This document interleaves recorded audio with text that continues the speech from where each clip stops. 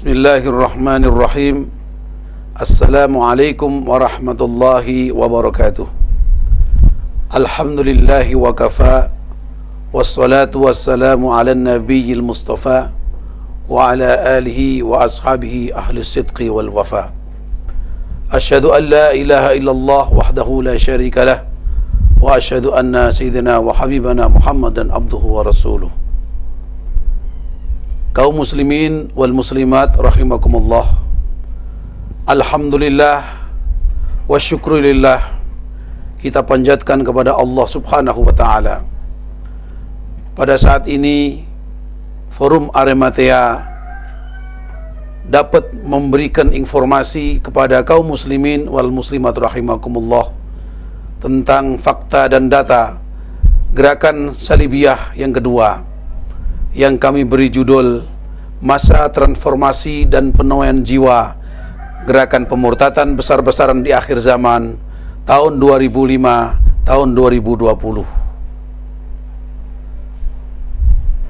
Mudah-mudahan dengan penyajian fakta dan data ini merupakan peringatan bagi kita semuanya, merupakan bukti bahwa benar apa yang difirmankan oleh Allah subhanahu wa ta'ala dalam Al-Quran. A'udzubillahi minasyaitonir rajim.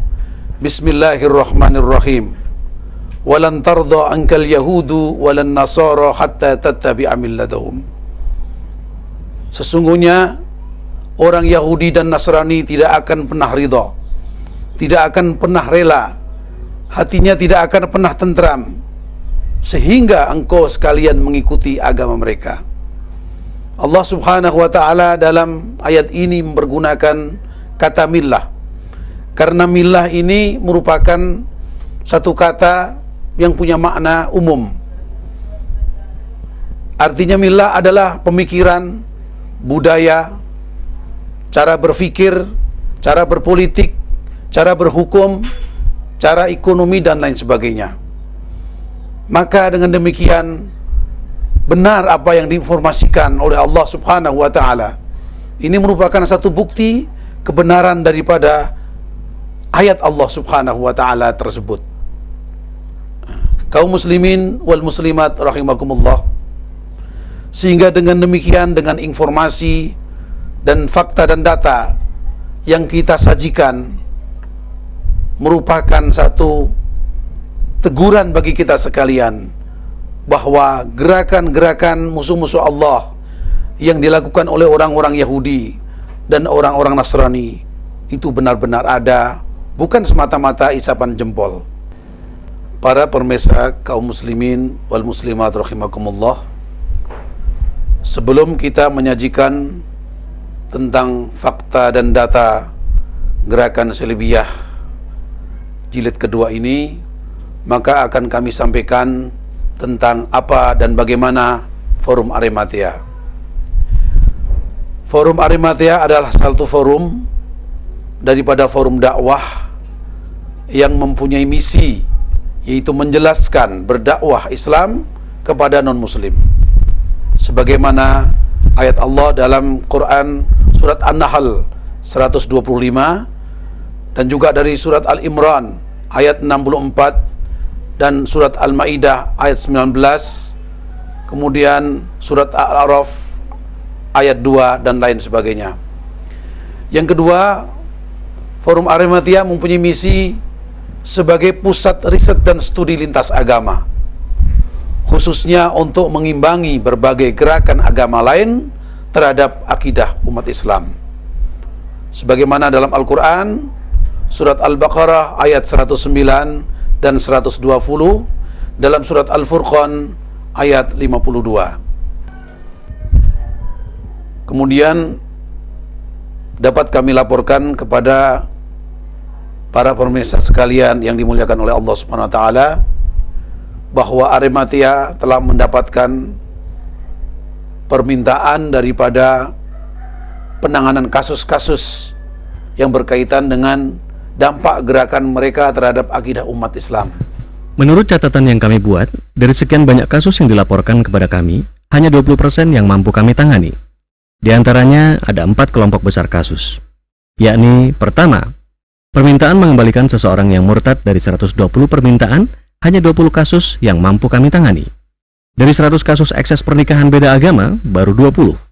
Ketiga, hanya 30 dari 130 kasus dari berbagai gerakan pemurtadan, dan 16 kasus dari 70 kasus lain, seperti perizinan rumah ibadah, kehamilan, prosedur kantor yang menghambat ibadah, dan lain-lain. Kami yakin ribuan kasus tidak terekspos berkaitan dengan gerakan musuh-musuh Allah dalam memerangi akidah umat Islam. Bahkan ratusan kasus yang masuk ke forum Arimatea untuk minta ditangani, tapi kami dengan optimal hanya mampu menangani kasus sekitar 20% daripada data yang ada. Hal tersebut bisa terjadi karena pertama adalah keterbatasan dana. Sumber dana yang kita miliki hanya dari jerih payah usaha sendiri. Bantuan dari luar hanya 5%-nya saja. Yang kedua adalah karena keterbatasan SDM. Yang pernah masuk pengurus, 90%-nya dalam kondisi tidak ada waktu terlibat langsung.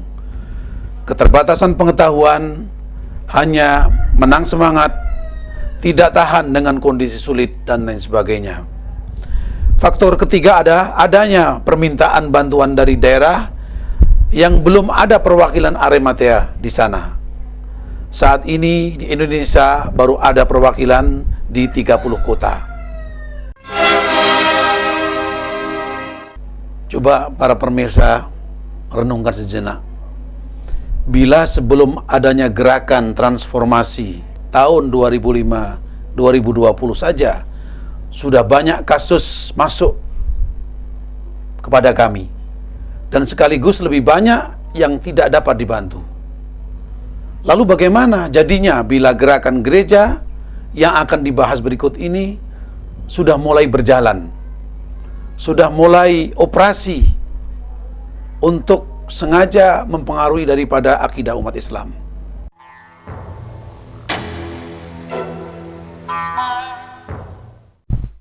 Maksud transformasi.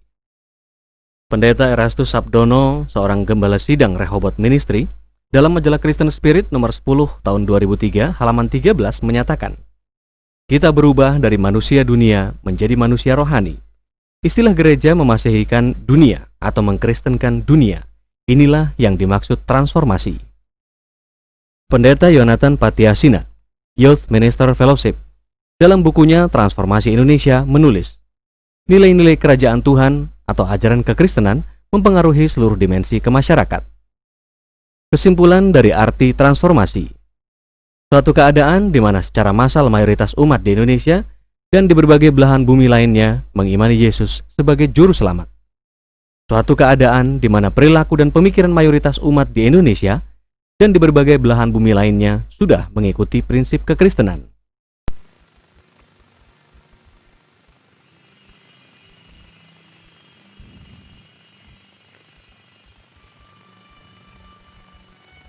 Transformasi kedua, kemuliaannya menyebar.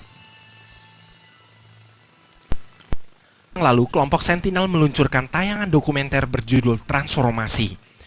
Tayangan tersebut menunjukkan karya Tuhan yang luar biasa di 4 kelompok masyarakat yang berbeda, di mana satu-satunya kesamaan dari mereka adalah kekacauan dan keputusasaan.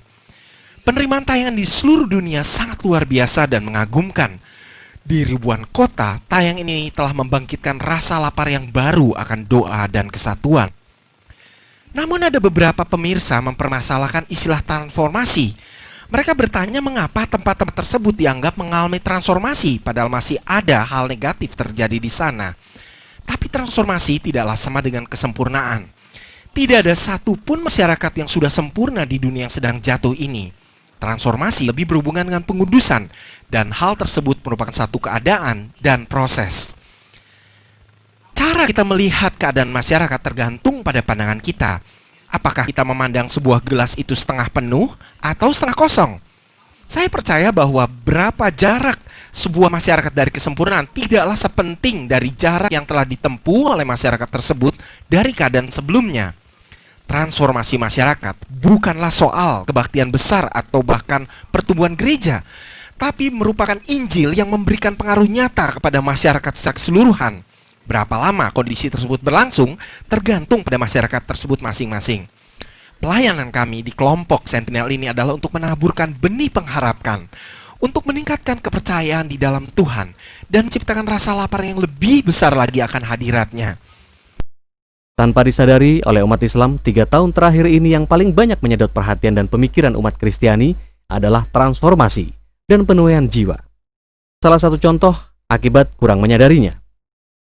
Bapak Abdurrahman Wahid ikut dalam satu acara rangkaian menyongsong transformasi National Prayer Conference atau NPC di Senayan, Jakarta pada tanggal 12 hingga 16 Mei 2003. Acara tersebut dihadiri oleh kurang lebih 80.000 umat Nasrani dan lebih dari 10.000 pendeta dari berbagai aliran gereja di Indonesia dan mancanegara. Dalam sambutannya mengatakan mendukung proses transformasi umat Kristiani. Kegiatan ini sempat menimbulkan heboh VCD pemberkatan Gus Dur. Anda menghendaki transformasi Indonesia.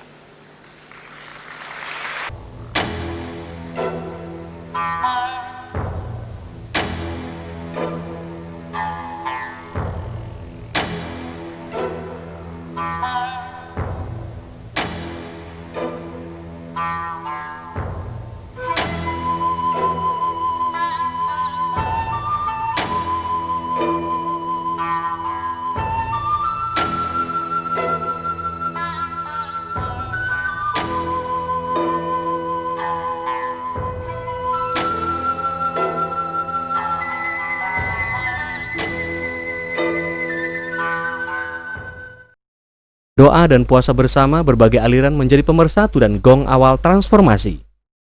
Pendeta Dr. Insinyur Niko Nyoto Raharjo, Gembala Sidang Gereja Betani Indonesia dalam buku Transformasi Indonesia, National Prayer Conference atau NPC ini barulah gong awalnya.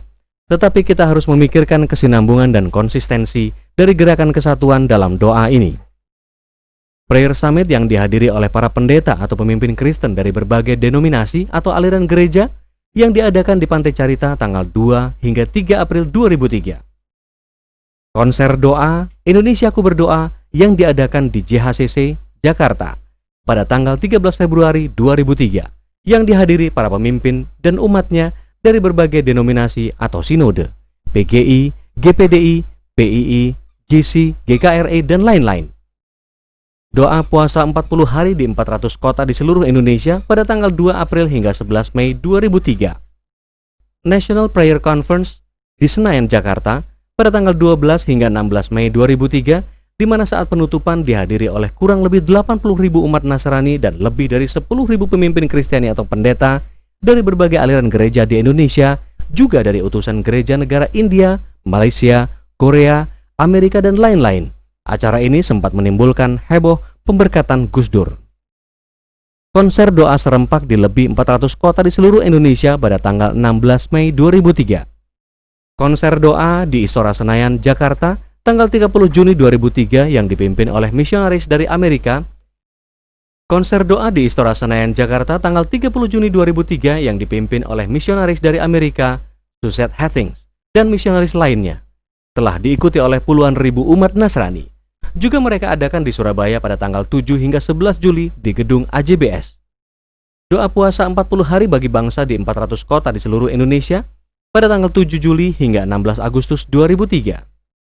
Doa puasa 40 hari untuk kaum fokus di 400 kota di seluruh Indonesia pada tanggal 14 Oktober hingga 16 November 2003. Contoh bukti brosur berikut ini menunjukkan sampai tahun 2005 ini mereka masih terus melakukan berbagai persiapan.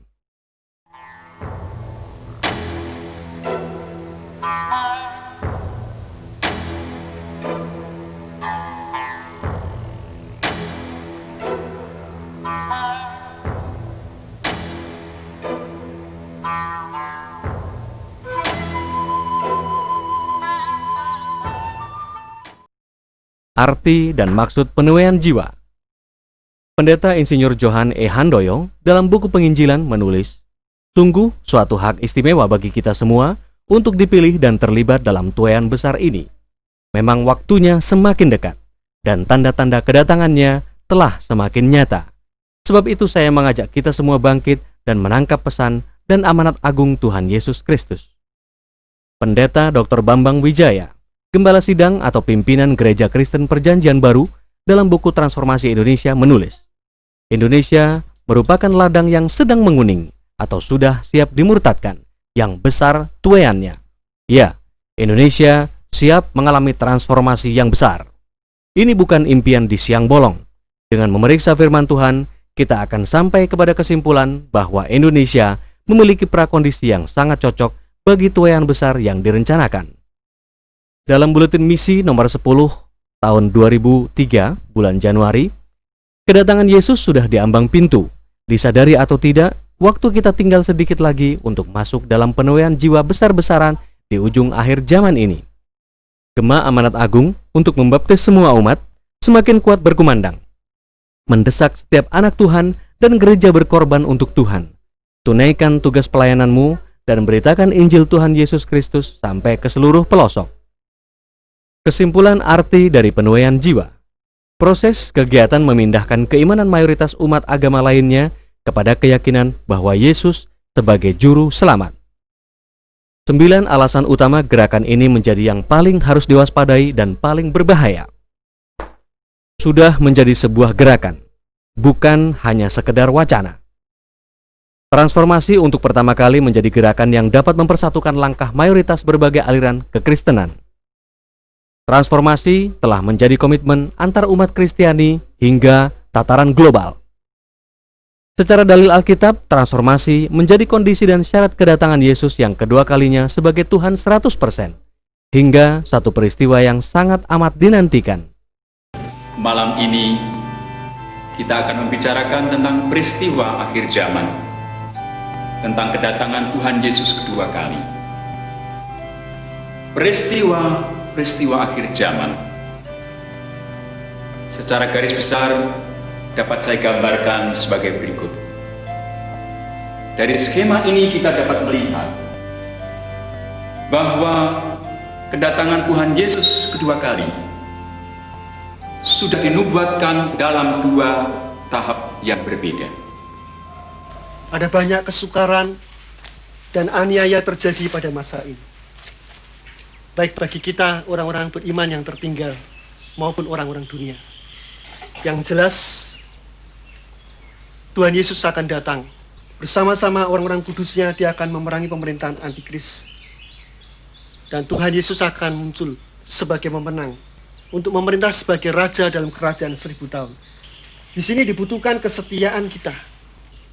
Wahyu pasal 21 ayat 7 menyatakan, barang siapa menang, ia akan memperoleh semua itu. Kekuatan ekonomi makro akan tetap dalam genggaman mereka. Rumusan mereka, transformasi dan penuaian jiwa tidak akan sukses terjadi bila keadaan masyarakat Islam yang mayoritas di Indonesia maju, kuat, dan makmur. Transformasi akan terjadi bila umat dalam keadaan putus asa, kesulitan, kehilangan kepercayaan pada pemimpin, dan berbagai kondisi buruk lainnya. Banyak gereja di Indonesia telah menjadi anggota Global Harvest Force atau kekuatan penuaian global. Tidak lama lagi mereka akan berhasil memobilisasi 10 juta pekerja tuaian atau pekerja pemurtadan di negara-negara anggota. Indonesia mereka jadikan sebagai ladang tuaian yang paling besar dari jendela 10/40. Untuk istilah pertahanan setan yang terakhir, jendela 10/40 meliputi benua yang terletak antara 10 sampai 40 derajat lintang utara. Pengusaha Kristen telah banyak bergabung menjadi tim penggenapan amanat agung melalui FGB MFI. Tentunya akan mencari korban di lingkungan usahanya.